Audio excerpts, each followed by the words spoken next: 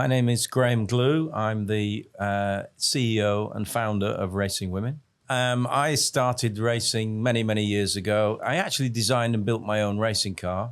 It wasn't successful. And then my father recognized that it wasn't a good design. So he bought me a Formula Ford. And then I raced that for a while. And then eventually I bought a new Formula Ford and entered the Dunlop Star of Tomorrow Championship. Wow. And how long were you racing? I was racing I started late racing, actually. I was 21 years old.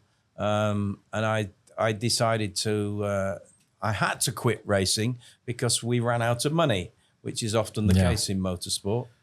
It's normal for every racer to run out of money during the especially during the season, during the practices, during the racing, because from what I see, like a lot of cost comes out when you start damaging the car. I did that as well. Yeah. Okay. Many times. So let's talk about racing women. What inspired you to just do that? Well, shortly after I stopped racing, I started to hire out my cars. We bought 2 more cars and we hired them out to people. But at the same time, I started a racing school. And I started a racing school in England at a very demanding and well-known track called Cadwell Park. And I ran that racing school for 10 years. And it's interesting because not many women, probably a small percentage of women would come along, but they always said, how come there's no women in racing? How come there's no women in Formula One? And at the time, I didn't know what the answer was. And I said, I don't know. I said, we just need more women. It's a numbers game. I hear that all the time. Many people are always asking, why aren't there women? I mean, I heard many, many reasons. Maybe there are rumors, maybe there are not. Where people say, okay, like the body of the women is not like the body of the men. They cannot handle the G-force and such. Now, I don't know if that is true or not, but... Well, originally it was a numbers game. And I said to some of these women, I said, look, in fact, women are much better listeners than men. And while I was teaching and coaching, they would listen and they would build up to the limit, whereas a man will go over the limit and work backwards. And I think that also women they think differently to men when they're driving, and that that's why they are much quicker learners than men. Okay. And I've always said, in all my career of motorsport, I've always said there should be a separate female championship, just like tennis, just like rugby, cricket, football, everything. You know, the only one of the very few sports where it's mixed is motor racing. And what do you think of having the women racing together with the men on the track? Do you think that they should have a separate race, separate categories for women and men, or is it okay for them to be in the same category? There are separate categories. In particular, the F1 Academy, which is great. They're going the single-seater route towards Formula 4, Formula 3, Formula 2, Formula 1. Whether they will get a girl in Formula 1, I think what you said earlier on, the upper body strength, the G-force, might be prohibitive for these women. But there again, I know a lot of the girls in the F1 Academy are having super training to try and build up the muscle and the power of the upper body. Yeah.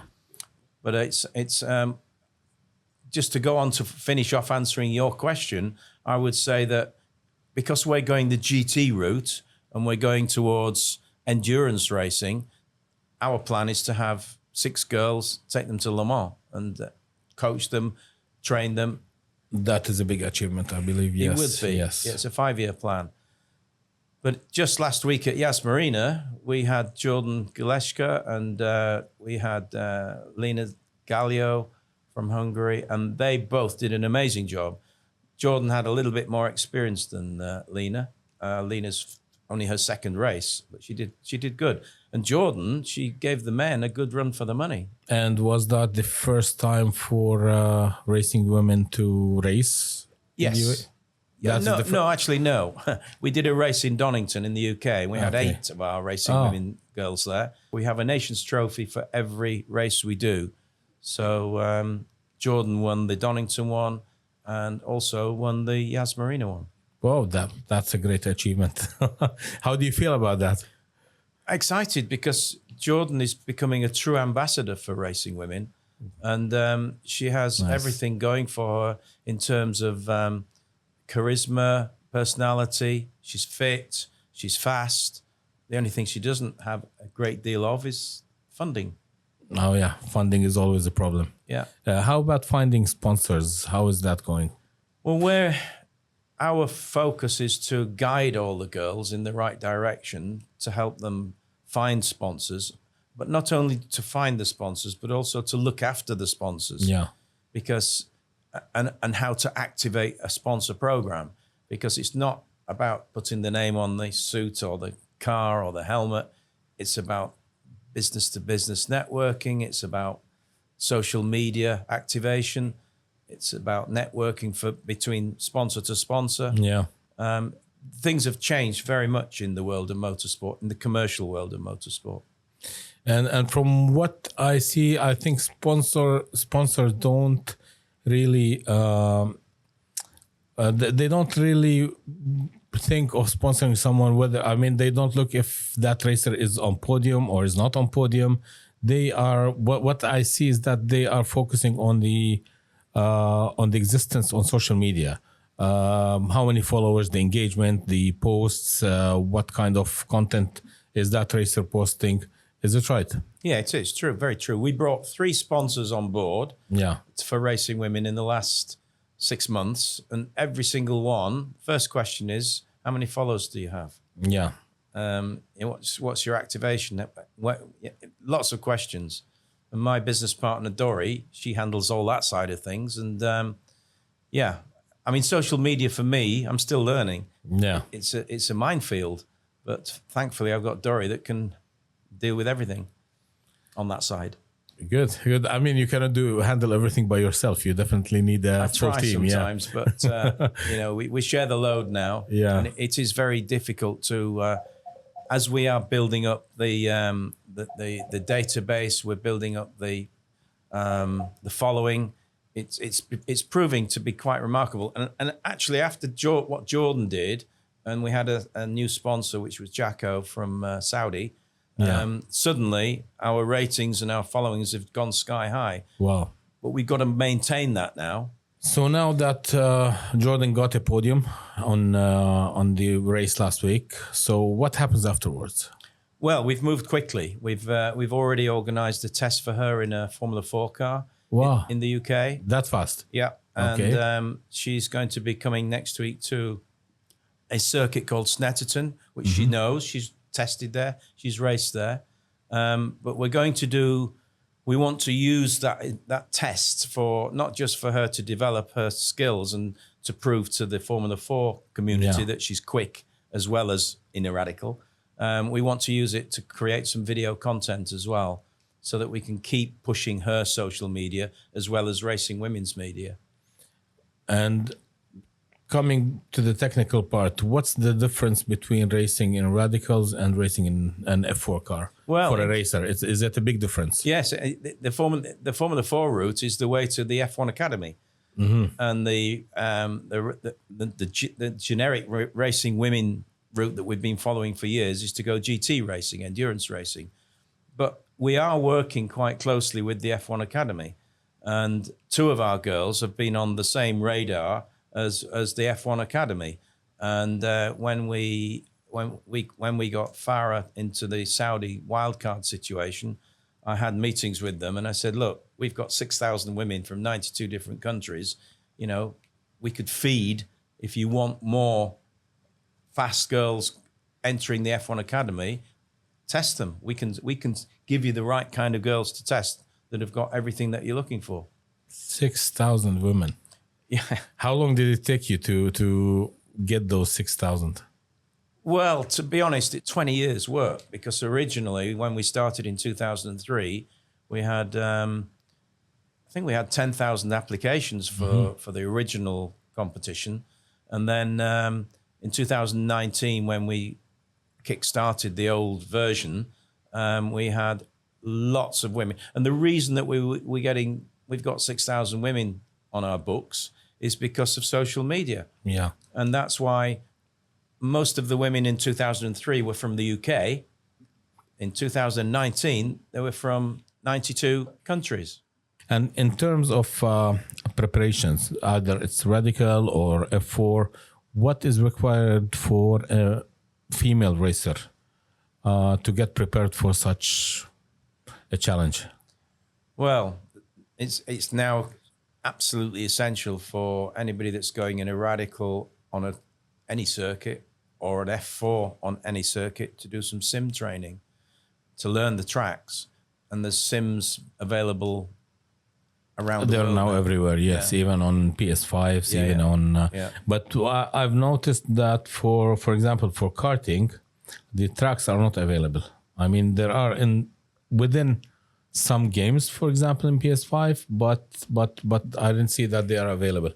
Yeah, I think with some of the karting venues, what is available is YouTube videos. Yeah. And YouTube and sim, I encourage our girls to look at both at least a week, every single day, every single night before they're planning to go and do a test. Yeah, to learn the racing lines, to learn the tracks. And then it's essential that they arrive the day before to have a seat fitting, because these cars are high speed in the corners, whether it's a radical or an F4. So they need to be firmly in the car. They need to be and the seats have to fit perfectly. Yeah.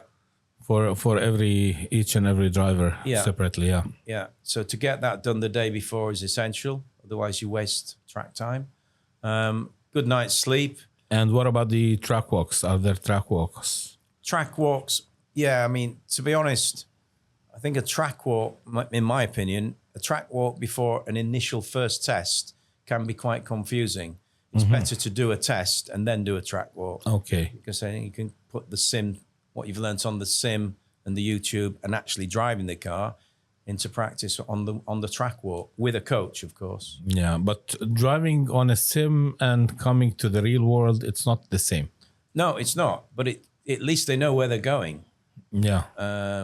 And it gives them the chance to not waste time in the first session learning the braking points, learning the turning points, learning where the apex is, the runoff areas. It gives them chance to accelerate their learning curve.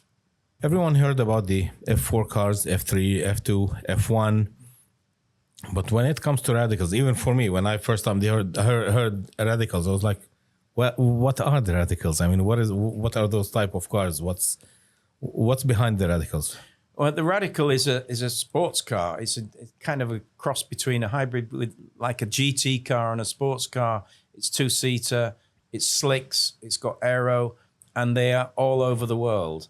And it's a huge success story for Radical because 2 years ago we ran McLaren GT4 cars in the GT Cup. Okay. And the slightest accident we had, you're talking of thousands of pounds because the components that get damaged are carbon fiber. Whereas with the Radical, it's fiberglass. It's very cost effective. So if they crash a car, it's not going to be an arm and a leg to repair it. And also with the Radical, it's a good learning curve. It's a good learning opportunity to go from karting to maybe doing something basic like Fiestas or BMWs, and then into radicals. We made a mistake, I admit to this, because we took some of the girls from the competition straight into radicals. And when we did the Donington race, some of those girls were not quite ready. Of course, Jordan was ready. She went out and won the Nations Trophy. But some of them were struggling. And Radical have actually asked, they want to do at least have the girls do 2 days testing before they enter a race. They want to examine them, basically, to make sure that they are ready for radicals. So we're now going to have some stepping stones to radicals. And then once we've got a radical system going, because they're talking about having a ladies class within the championship. And I think that's a good move because a lot of there's championships all over the world introducing ladies classes, ladies races. We want to do that. We've been wanting to do that for a long time. Yeah, well, the Radicals are basically a two-seater car, race car, designed as a race car. And the beauty of having two seats is that you can put a radio into both driver and coach, and the coach can sit with the driver and coach her in the Radical. But during the race, you cannot have two people in the car. It's only one racer, of course. Yeah. But with the endurance races are pit stop races where they change drivers anyway. Yeah. And I noticed in the UAE, some of the Radicals that we saw last weekend, they had a big seat in the center, in the middle, yeah, for the bigger guys that were racing, and it's there's so much room in the cockpit. Obviously, there's not many cars you can actually do that. Yeah, which is good. And also, there's not many changes you can make on the car, which is good. It's the same tires, it's the same engine, it's the same setup. You can change the setup, the ride heights. You can change. So do you think that I could fit in a Radical with my size? The single-seater one in the middle? Yeah. Okay. I thought that seat. I'll have to give it a try. Well, when I saw the seat, I thought it'd been made for you. Yeah, I wish. Anyways, and what about the maintenance? Because like maintaining racing cars is quite expensive. Yeah. So comparing the Radicals with other motorsports, where do you put that in? The main advantage is the cost is reasonable in motorsport terms. Everybody's worried about how much it's going to cost to go racing next year. The maintenance side of it is the usual tires, brakes, engine mileage is good on the Radicals. They don't need rebuilding every 5 minutes. So it's a cost-effective formula. Originally, it was designed for gentleman racers, but now you've got a lot of young drivers coming into Radicals because they've seen it's competitive. They've seen there's opportunities after, and they've also seen that it's a lot more cost-effective than going into GB3, GB4, which is like hundreds of thousands of pounds now. So a season of Radical, for example, in the UK, you can do for probably 60, 70,000 pounds with a team. You can also run a car as a privateer as well. There's quite a few. So you can have your own car, yeah, and come to races and run it. But you still have a team. You need someone to maintain it. You need someone to. There's one or two. What tends to happen is the privateers, as we call them, they probably get another privateer and they run it out of the same truck. Yeah. But mainly the teams are. Because it's so professional now. It's professional. It's much more secure to have a team, team of mechanics, people who know how to change your tires fast, quickly, and and all the teams have their own engineers to look at the data and do and the coach as well. A coach, and they do a lot of comparisons on the data between one driver and the other driver. I'll give you an example. We had our engineer. With Lena and Jordan, and on the last day before qualifying, I asked to do the comparison. So you've got the onboard camera at the top of the screen of one driver, and then the other driver's underneath, and that is so good because you keep stopping and say, "Okay, well, what have you done there that Jordan did?" Okay, Jordan turned in earlier. Oh, okay, I get it. It's a very good way of getting a driver to recognize their mistakes. And doing to analyze, to try and fix everything. Yeah, that's good. And for example, if now someone wants to join a team, let's say in the UAE, okay, do you know the approximate cost of joining a team, or what would that be like to do a full season of racing? We recommend that drivers that want to go into Radical, they do a test. They need to do 1 or 2 tests, and a test costs about, I think it costs about 20,000 dirhams, something like that, for a small test to get 3 hours testing. Yeah, just to get the feel of the car. Yeah, that's still cheaper than the F4. Oh yeah. Yeah. It's much cheaper than the F4. F4 is triple the price of a Radical. Just for test, I know. Yeah.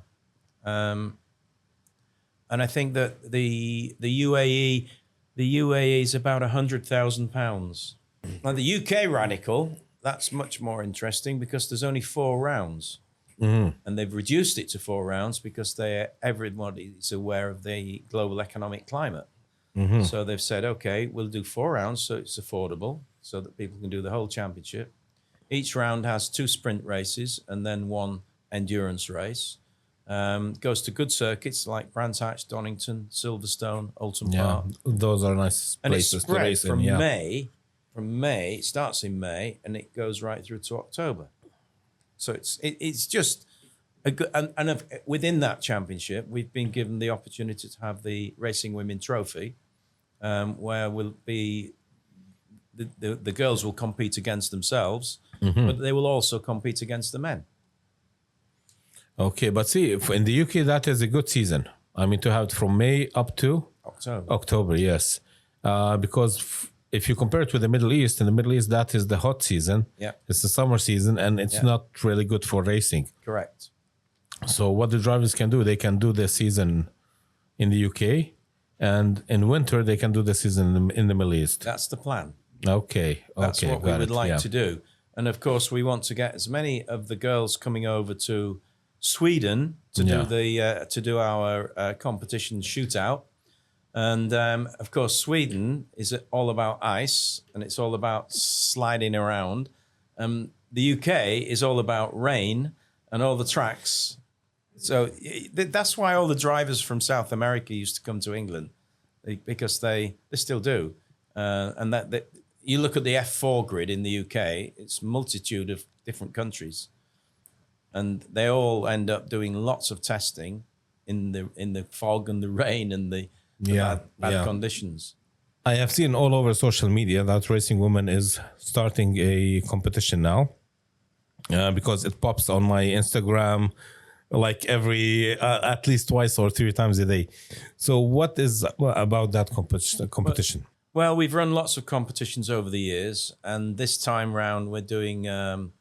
We've invited the world. It's a global competition. I mean, driving on ice is. I can't imagine like racing on ice actually. So that's challenging. So if it's good enough for Mika Hakkinen and Michael Schumacher to go back on the ice every year, just to develop their car control skills every year, it's good enough for our girls for sure. Even for girls who just started driving? Absolutely. Because when you go on the ice, everything's exaggerated. Have you been on the ice? I was driving on ice on the roads, but not racing. Okay. So in Sweden, they build a specific track, which we've been doing this for 20 years now. And every time we take a different group of people, which consists of corporates, men, women, people who want to educate themselves on driving on ice. Lots of different types of people come to do this. But just recently, we've been taking women that are going racing as a training program. And it's everybody, the girls that we had a few years ago, they all say that the ice training is the best training that they've ever done, because it's only 2 days, but it teaches you so much about car control. And we use 4-wheel drive cars as well. So you get a mix of understeer, oversteer, braking, and the people that we use, they're all ex-rally drivers, so they know what they're doing. Not many girls that take a motorsport circuit track route end up in rallying. And sometimes it's the other way around. Sometimes rally drivers come to circuit racing. And they realised, and there's another competition in the UK, it's been a global competition run by Michel Mouton, which was, what was it called? The Race of Champions.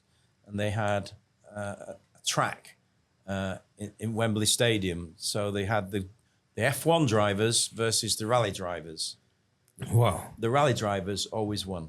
This is how we find new talent. It's a talent spotting procedure. We've done it many, many years. So we have a sponsor. The sponsor funds the prize, same as what sports.com did for Jordan.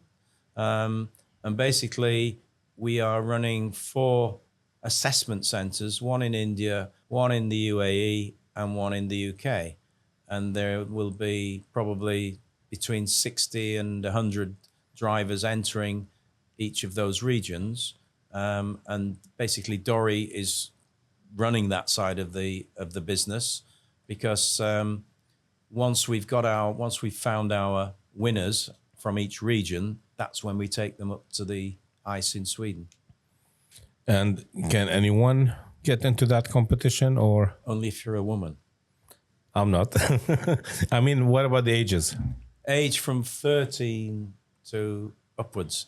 I mean, we had last year in our mix, we had a 56-year-old lady from the USA, and she was fast. Really?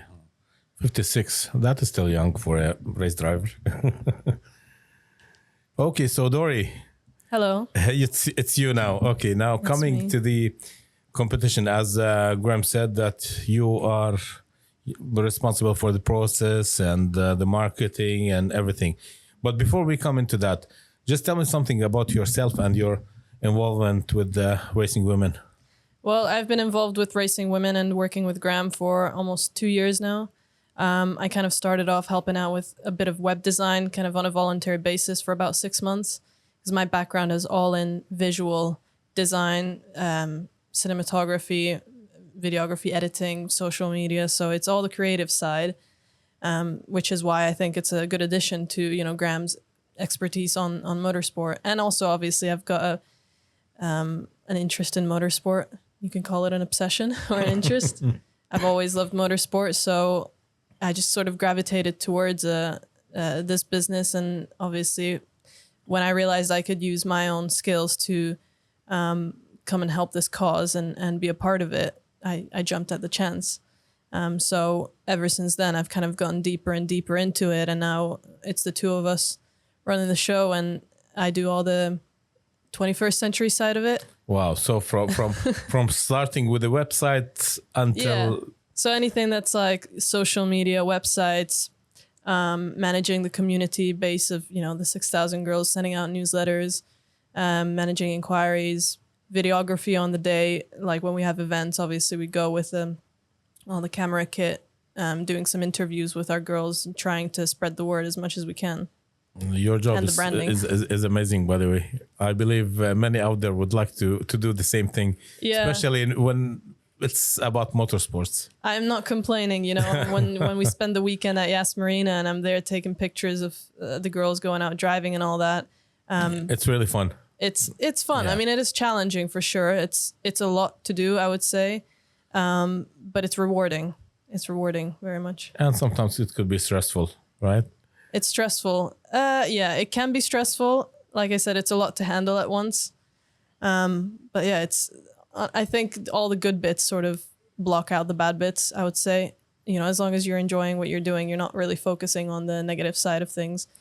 So how were you feeling during the last race, which was in Yas Marina? excited. Watching Jordan, watching Lena. I mean, I think it was for both Graeme and I, it was kind of a monumental moment of thinking, okay, we actually made it here.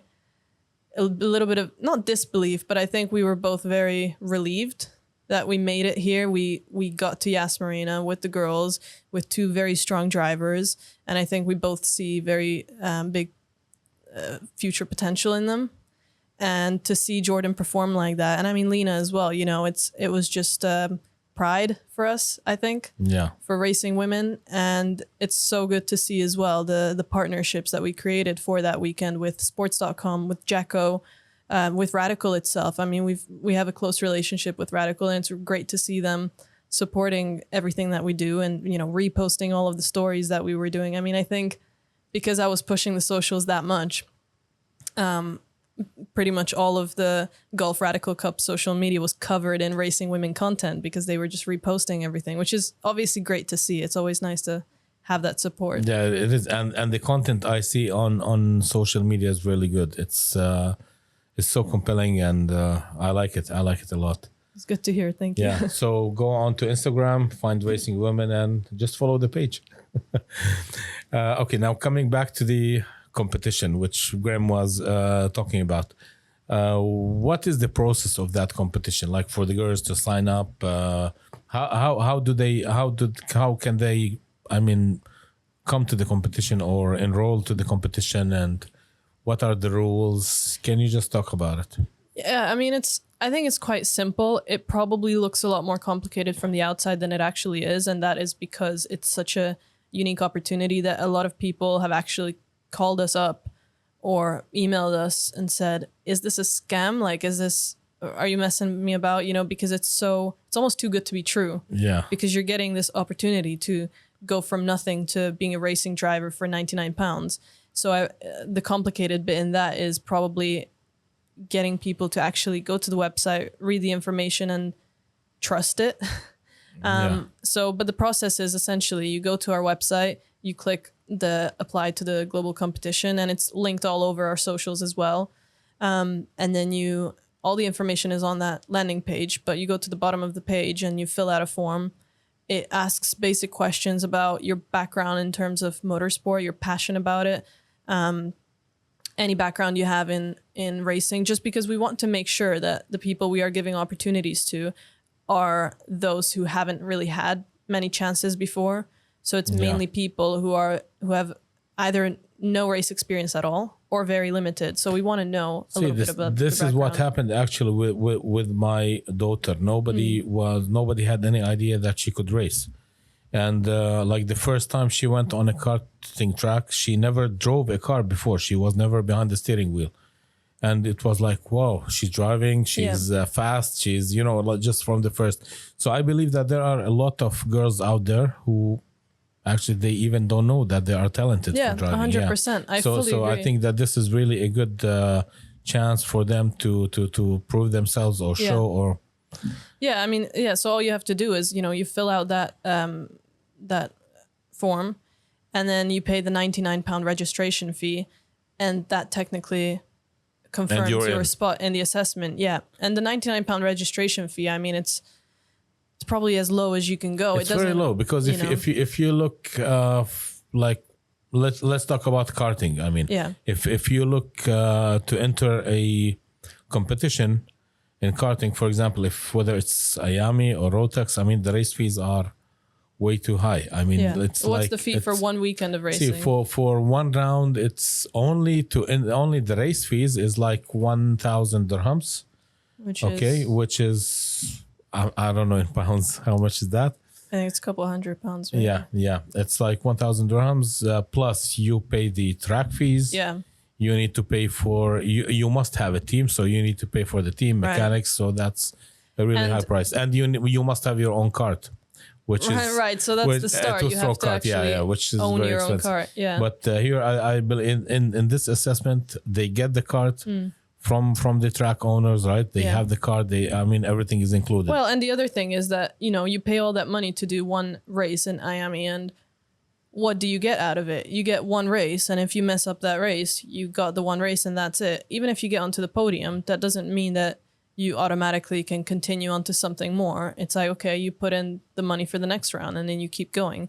And that is... You keep going until you join the radicals. Yeah, well, and that is the natural progression for anybody who is professionally already doing karting and who has the opportunity, and that's great.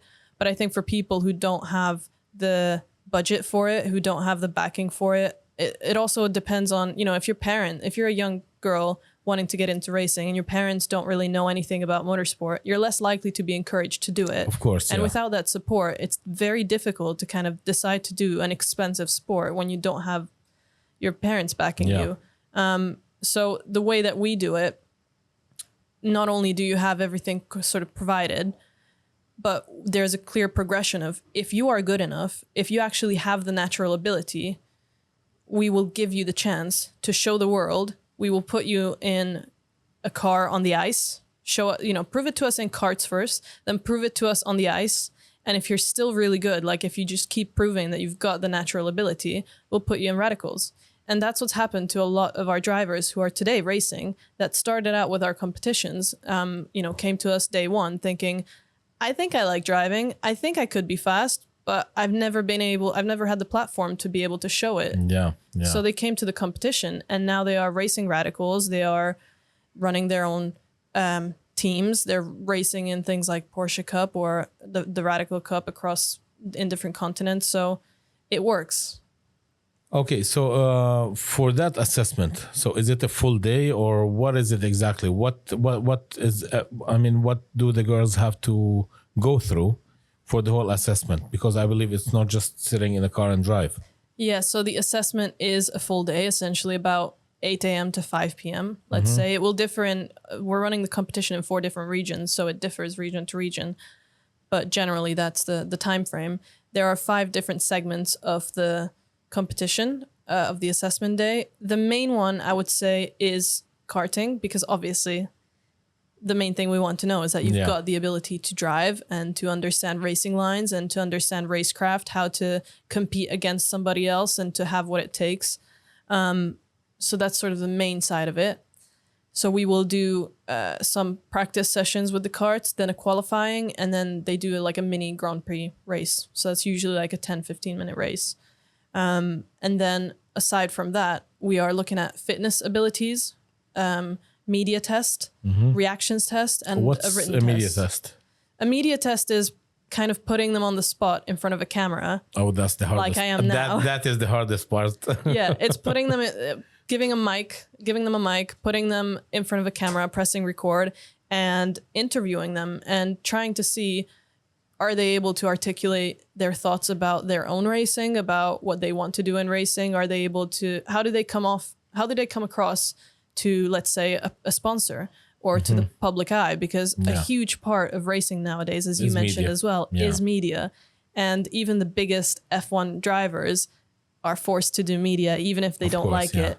And yes, if you are extremely quick and one of the world's best, you can almost leave that to the side because you already have that sponsorship and that attraction from the fans and all of that. So it's not as important. But I think when you're kind of up and coming racing driver, you have to give into that, because otherwise you won't be able to, get the visibility that you would want from brands and other racing drivers as well. You want to be acknowledged in the community as a racing driver. When we talk about media and visibility and social media, I believe that is important for actually each and every person. From a marketing perspective, I did a lot of keynote speeches where I was talking about personal brand, and my first question was, okay, who has a personal brand? Yeah. And nobody raises the hand. I was like, okay, do you have a LinkedIn profile? Do you have an Instagram profile? And they all say yes. Well, in this case, yes, you do have a personal brand.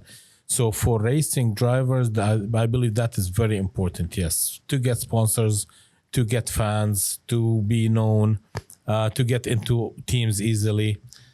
And it's something that, it's good that you have that as a part of the assessment. Yeah, nowadays there's a phrase for this. What you just talked about, what people don't realize is their brand. It's the digital footprint. Yeah. So when you look back at, Facebook started up in like 2010, 2011, something like that.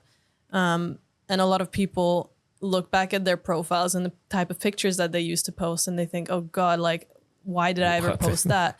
And nowadays, everyone is so much more conscious of how they present themselves on media, because they realize that people judge you off of what they see on the screens. People spend so much time there that they make an assumption of who you are based on what they see on socials. So as a racing driver, you can really use that to your advantage when you're developing, when you're learning, to show the process, to be very open, to be very personable, and be seen by the people as somebody to support, somebody to love, Yeah. And what about the other parts? Now, we talked a lot about media. What about the physical part, reaction part?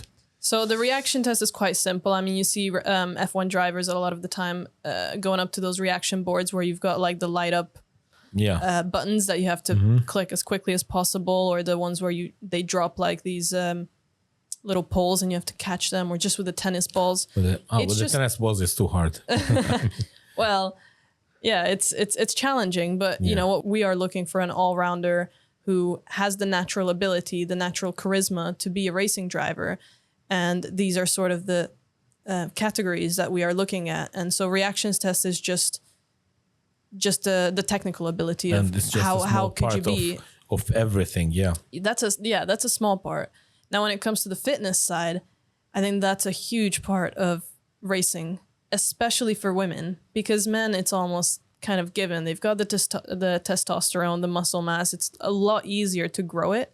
It's a lot easier to develop your muscles for racing. For women, it's a lot more difficult to get to that level because it's all about upper body. It's all about the neck muscles. It's all about endurance of, being able to hold your shoulders in this position for hours if you're going into GT endurance racing.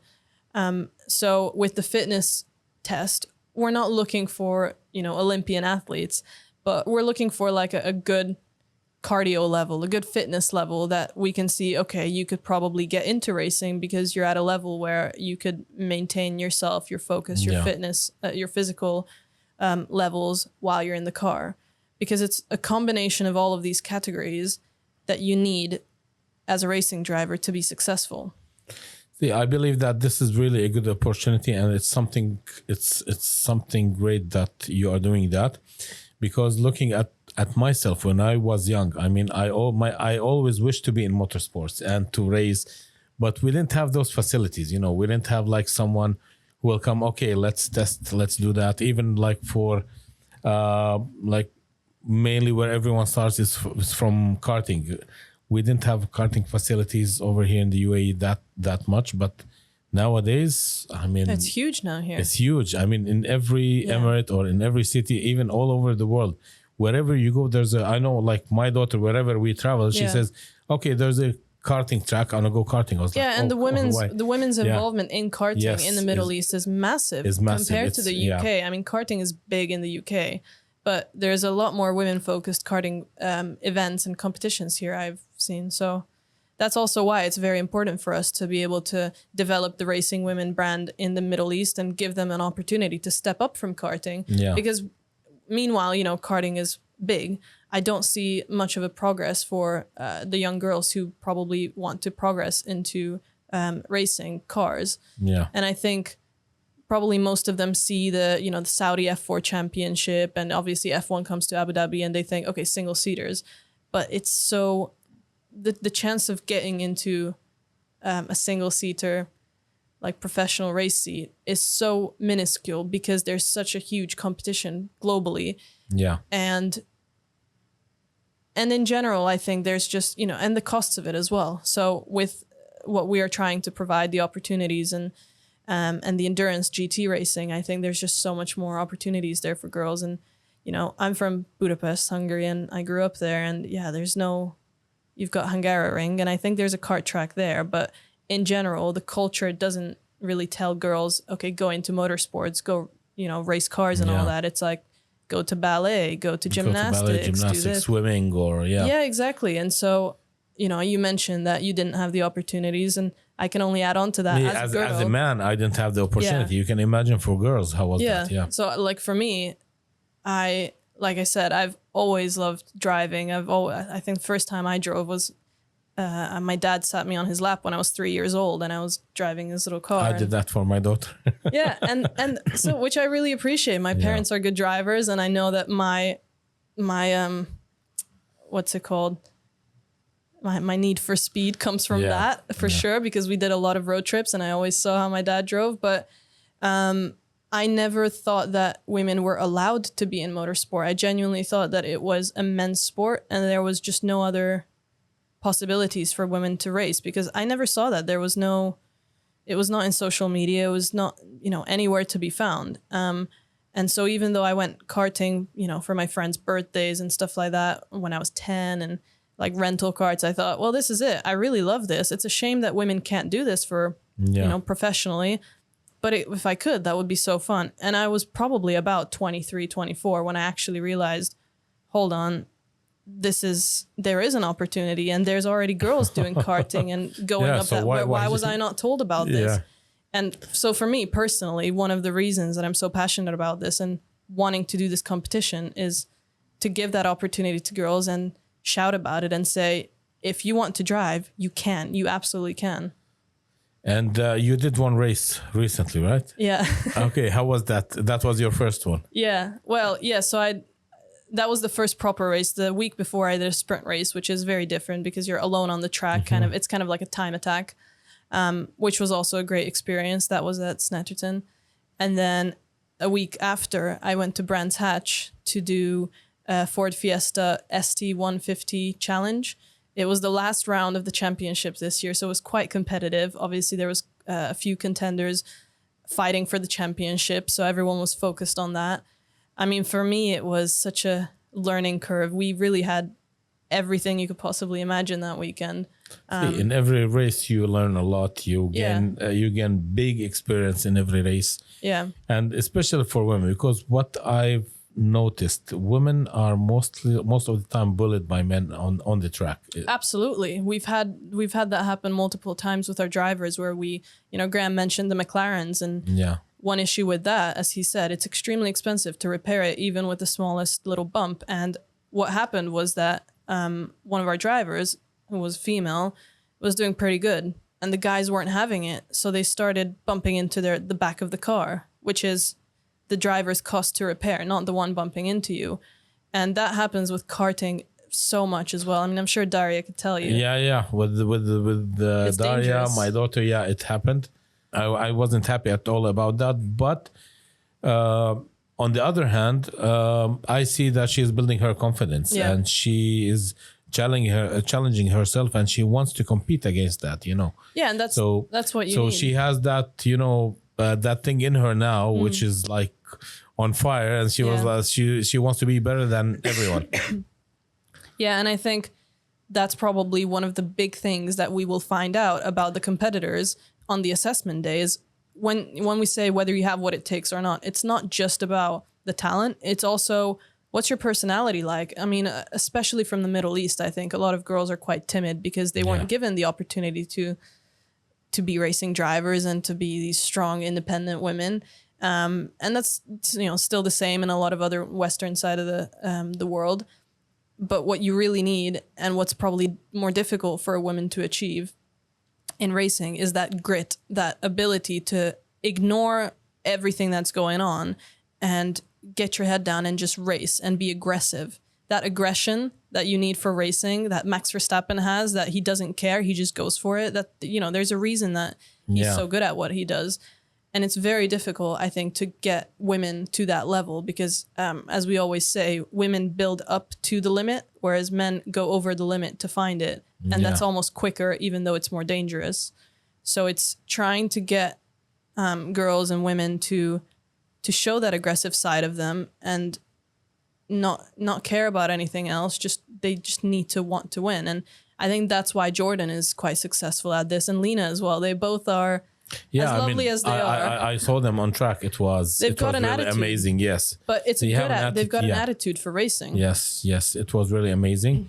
And I was happy when I saw at the end of the race one of the guys who was, I think, in P3 or P2. Usman. I think, green suit. Yeah, he came up just to congratulate, and he was like, yeah, she did a good race. I was surprised actually from a man to approach. I would say the reason that is because they're gentlemen drivers, so they're a bit older, so they can sort of acknowledge that. I think some of the younger drivers, especially if they're about the same age as our drivers, they would probably just keep as far away as possible and not acknowledge it that much. But, there are exceptions to and that. One advice which I heard from Daria's coach in karting, he always tells her, you are in the car, just keep yourself in a closed bubble.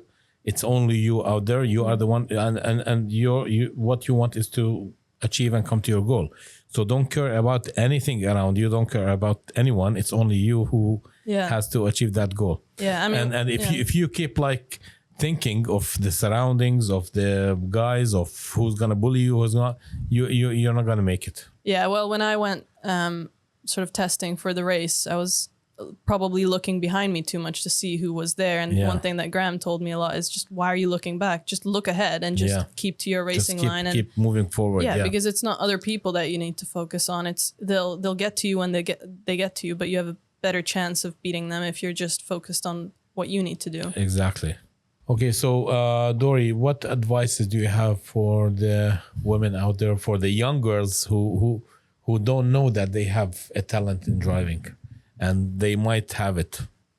I think the very first thing to find out is to go to your local kart track and sign up for an arrive and drive session, which usually isn't that expensive. You get 15, 30 minutes on track, depending on what program you go for, and see what your abilities are, because you will see very quickly in a kart where you stand. Some people think that they would love to drive and they'd be very good, and they get in a kart and they get scared. And that fear factor is what you have to get over. And if you get over the fear factor and you drive and you get out of the car and you say, that was incredible, I loved it, and your speed was up there, then maybe it's something that is worth pursuing. Even if you don't make it the first time, go out there the second time, third time, until you see that. Keep building your progression. It's something that you have to passionately just keep doing. You have to be determined. This is what I mean. You have to want to win, because racing is about competition. And if you don't want to be the best, then it's going to be a hobby level thing, which is fine, but it might be a little bit of an expensive sport to just do as a hobby level thing. So, and especially if you're a young girl, you've got the time on your side, you've got age on your side, so it's worth pursuing for sure. And, my biggest advice is probably follow Racing Women and see what opportunities it can bring you. And I hope that we will see you with Jordan and Lena next year in Radicals. Well, I hope so. I mean, you asked me before what was the most stressful part of Yas Marina weekend, and I think a little bit of that in the back of my mind is the fact that I'm on the sidelines, but I'm not rushing anywhere. I'm already past the peak age to be a Formula One driver, so any opportunity I get is good. It's never too late even to become an F1 driver, by the way. Well, that's changed with the times a little bit. I mean, years and years back, you had 40, 50-year-old F1 drivers. Now you've got Alonso on the track. Yeah, Alonso is my favorite, by the way. Alonso's great. Because we are at the same age, so that's why he's my favorite. Yeah. Yeah, but it's very difficult. They're very, if you're 24, you're going for the F1 Academy, they'll say you're too old, which is crazy to think about, because for anything else, they'll say, oh, you're at the beginning of everything. But for F1, it very much is about what age you are and how quick you are. So what is the ideal age to start in F1? 6, 7 years old, go karting. Go-karting. Yeah. Okay. As soon as you can. I mean, there's Bambino karts from 4 or 5 years old, I think. They're so, I love seeing them. When you see the Bambinos, especially on the two-stroke. Little bubble helmets, yeah. You see like the helmet, but you don't see their body. Yeah. It's like, so tiny, so small. Like 6 years old, driving like almost 80 kilometers per hour. That's insane. Exactly. Yeah. I mean, Jordan grew up karting, so she's in a pretty good spot, but she's 20 years old, and even that, some people will say, ooh, it's getting a bit old, which is crazy to think. But I think she's still, she's still got opportunities. And then there's Lena, who's only been karting for about 2.5, 3 years, I think. So she only started when she was 14 or 15. She's now 17, but she's proven in that short amount of time that she's quick, that she's got the grit, the aggression, the competitiveness. So. And she was doing well in the race. And she was doing really well. And that was her second ever race in a Radical. The first one being a solo driver for the full weekend in this, Abu Dhabi heat as well. Yeah. And so I would say, technically you can start later and still have the opportunity. But obviously, the earlier you start, the more opportunities you have to get your name out there in the community. Exactly. And to develop your skills. Great. To earn trophies. Thank you, Dori. It was a pleasure speaking to you. Thank you very much. And I mean, from myself, I got a lot of information just sitting with you like for the last 20 minutes. So thank you. And I hope that we will do those sessions more often. Maybe after every race in the Middle East or something. So yeah, absolutely. That would be a good plan. Great. Thanks a lot. Thank you very much. Okay. So Graeme, we heard a lot from Dori. She really had a good explanation about the process, the assessment, and general discussion about racing, how she feels as a female entering the racing world and motorsports. So tell me, where do you see racing women in the future? What are your plans? What is the roadmap, and what can we expect? Yeah, well, the idea is to take the selected few that have got the natural ability and guide them and help them with their personal sponsorship, make sure that they are managed properly, and we take them to the next level. And Jordan's a good example. You know, she's ready to go to the next level next year, and that could be one of 3 different options. But one of them that we're talking to, because we use a team called Valor, they have a Ligier LMP style car. Okay. And that's going to be doing the European circuits. And we'll probably put, if we can raise the funding, well, when we've raised the funding, we'll put Jordan in with another funded driver, female, to compete in that championship. From there, that's going to accelerate our ambition, which is to go to Le Mans, and Le Mans 24 hours. In fact, there's a number of routes to Le Mans, roads to Le Mans, which we're trying to follow and trying to consider. And there's also other endurance races around the world. So there's the Spa 24 hours. There's the Dubai 6 hours, I think. Yeah. There's all sorts of different endurance races. And the good thing about the team that we're working with at the moment, Valor, is that they are present in the USA, the UK, and the UAE, and they've got similar ambitions to ourselves. But at the end of the day, we always place our drivers with the team that we feel is the best. Yeah, it's not about, especially because you have girls. I mean, the girls should be there in the team, and yeah. Yeah. So the idea is to accelerate. It's a 5-year plan. Okay, we've done year 1, so it's a 4-year plan to get to Le Mans. The idea is to have the whole team that we use, and essentially we do need a major motor manufacturer to support us, which is, I don't think, very far around the corner, because most of the motor manufacturers are realizing that women are very important in motorsport. So if we have a suitable manufacturer, then the idea is to have 6 females driving probably 2 cars, run by female engineers, female team manager, female marketing, female everything. Maybe I'll sit in the background somewhere. What about the founder? I'll wear a wig. No, I think that this is what sponsors like. When we go to see commercial partners and we tell them about Le Mans, they say, "Oh wow, great!" And then when we tell them that the whole team will be women, it's like, "No, impossible." Really? And say, "Of course, it is why not?" possible. Yeah, because you've got female engineers already in F1. Yeah, and there's lots of females in motorsport already, and to do this and to have it documented on a Netflix documentary or whatever, it will definitely make good and interesting viewing. Definitely. I will be happy to do that documentary for you. please do. And at the end of the day, okay, there's different classes in Le Mans. Yeah. So we don't want to be too greedy and go for the top class. We'd rather just sort of experiment a little bit and get the women into Le Mans, the most famous race in the world. That's amazing. It's amazing because I think, as Dori said, like, the girls would think that is that a dream, or is that something that is fake or whatever, but it's absolutely true. Well, I mean, my daughter signed up for the assessment, so it's definitely true. It's a good vision. And what about let's say now we are here in today we're in Abu Dhabi, so what do you think are the future plans for the Middle East, for the Gulf? Are you planning to have competitions within the Gulf, maybe related to karting, radicals, whatever? I think this competition that we're running in December will be a starting point. It'll just grow.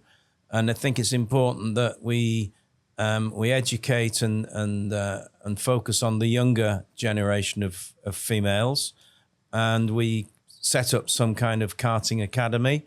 We were going to do that this year, last year anyway. But I think that we need to be focusing on Abu Dhabi, Iraq, Dubai, and probably further afield.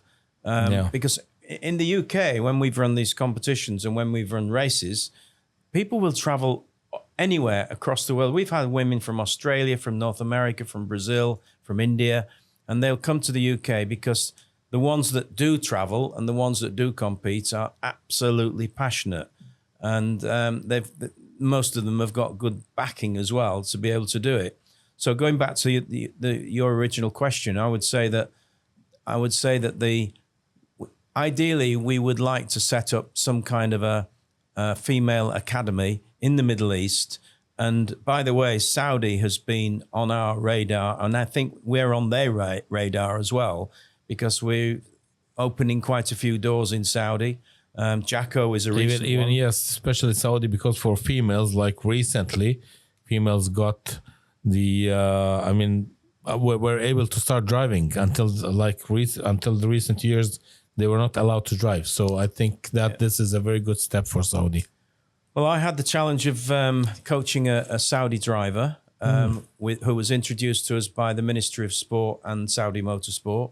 But the problem was we only had one. We only had one to work with. If you give us 10 to work with, it's going to be much easier. And Yes. we'll manufacture a superstar. That's a good thing you said. Yes. Yeah, we're the racing women factory. We make superstars in motorsport. Yeah. As long as they're women. And I hope that, as we discussed earlier, that we can expand also those competitions and championships to Oman, Qatar, Bahrain, and all over the GCC. Yeah. We did run a boot camp last year in Dubai, and we had women from Egypt, Kuwait, Bahrain, Saudi, Oman, Jordan, and that's amazing. I believe the number of the girls who got registered and who wants to participate is quite big. Yeah, no, absolutely, and it's the Racing Women Trophy is multinational opportunity, and we want the girls to actually race for their country, whether they were born in this country. A lot of the girls have come from families that were probably born in India or in Lebanon or somewhere, and they can. It's like our Hungarian. She was educated in the UK, but she chose to fly the Hungarian flag because too many girls flying the UK flag, probably. Yeah, I mean, see, for example, here in the UAE, like I saw in karting, they put the flag as per the place where you got the license.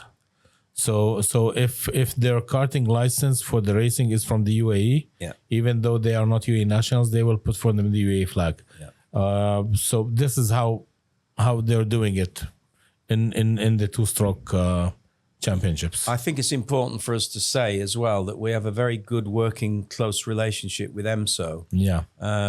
I've made a point of working with them over the last 2 years.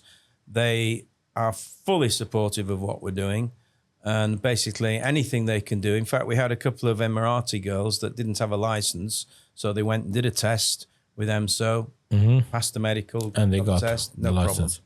Yeah. Perfect. Especially, the UAE is a country now where they are really empowering women in sports and in motorsports. Yeah. So I believe that you really have a big chance of getting the support from the country. They are very supportive and they like those initiatives, definitely. Yeah, and also I think, both Dubai and Abu Dhabi, the level of commercial opportunities here from global brands is also immense. Yeah, perfect. And what do you have to say to the girls out there? New ones? The new ones. Train hard, prepare well, find a sim, watch some YouTube videos, and give it a go. And dream big. Yeah. No, it's I've seen a lot of young ladies over the years that perhaps came along just for fun to see how they were, and then they'd go away wishing that they'd prepared a little bit better. Yeah. So the more hours you spend driving, whether it's a kart or it's a radical or whatever, I just say a kart because, I'm thinking of the new young drivers who want to get into the motorsports. The more hours you spend, the better you become. Yeah, absolutely. The karting scene is probably the most cost effective. Yeah. And it's probably the most competitive as well. Whereas to go into a single seater, you need to have a sponsor before you even get there. But maybe for some they can get even without sponsors, probably. Yeah, well, this is the opportunity we are giving young girls. We are creating a shootout in Sweden where they will drive Porsches, Golf Rs, and other high performance cars on the ice. And that is when we will recognize if this particular driver has got raw talent and car control. And that competition is fully sponsored, or it's fully sponsored? Yeah, the only thing they have to pay for if they get through from the assessment is the travel and accommodation. That's a big opportunity. It is a big opportunity. That is a big opportunity. Yeah. Yes. Because as I was discussing with Dori, like getting into paying race fees and getting into those preparations, getting a team, mechanics, everything, that is way too high. I mean, the cost is very high, and you definitely need the sponsors for that. But for this opportunity, I believe this is really something that every girl should look into. Not only the girls who think that they can drive, but I think it's a chance for every girl from 13 and above. We say to everyone, we always say, you're only young once. If you don't do it, you'll probably regret it later in life. And if you do it, you'll know whether you're good or whether you're average or whether you're not very good. And that's another important thing. Me personally, I've always said to people, if you do not have the natural ability and you need to do a lot of work, we'll tell you, because motorsport is too expensive to encourage people to throw so much money into it. Definitely. But we'll always be honest and transparent. Perfect. Thank you, Graeme. It was a pleasure to have you today. And both of you and Dori. And I think we should definitely do this more often, because I think we have to work more on the awareness of the women in motorsports. And that is, from my point of view, it is something that is booming. And I see more and more women and girls are getting into the motorsports. So definitely I should see you again on these podcasts. Don't worry, we'll be back. Definitely. Thanks a lot. Thank you. Yes. We'll be back. We'll be back, yes.